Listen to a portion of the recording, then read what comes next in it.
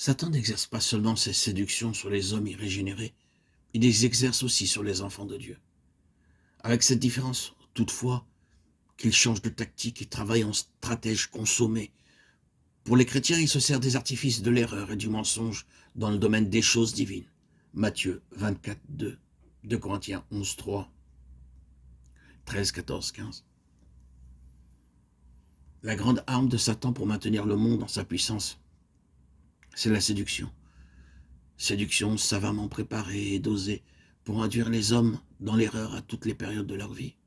Non seulement séduction de ceux qui ne sont pas passés par la nouvelle naissance et sont déjà séduits par le péché, et séduction appropriée aux chrétiens charnels, mais aussi séduction adaptée aux chrétiens qui marchent selon l'esprit, lequel, ayant atteint les sphères spirituelles, se trouve très particulièrement exposé aux artifices de l'ennemi.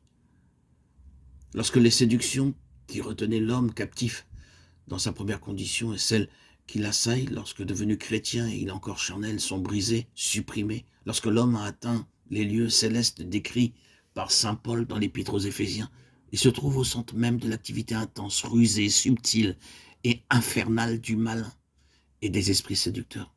Et ceci l'attaque alors avec une persévérance inlassable parce qu'il est uni au Sauveur, ressuscité et glorifié.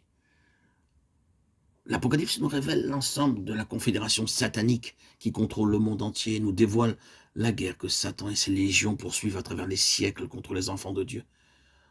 Mais c'est dans Éphésiens 6, 10, 18 qu'est très particulièrement exposée l'activité du séducteur et des puissances infernales.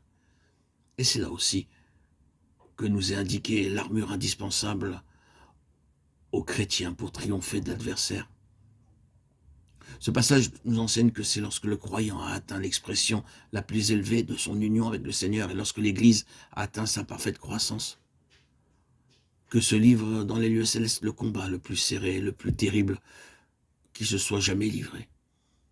À mesure que l'Église de Christ approche du temps de la fin et que la puissance du Saint-Esprit agit en elle, pour l'amener à la perfection et la préparer en vue de l'enlèvement, toutes les forces du séducteur et de ses légions d'esprits menteurs sont mobilisées contre les membres vivants du corps de Christ.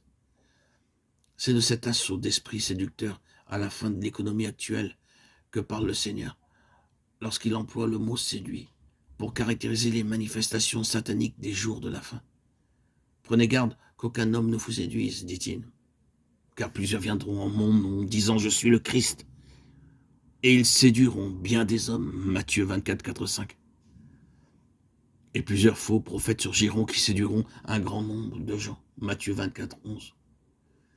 Car il surgira de faux Christ et de faux prophètes faisant de grands signes et prodiges afin de séduire, si possible, même les élus.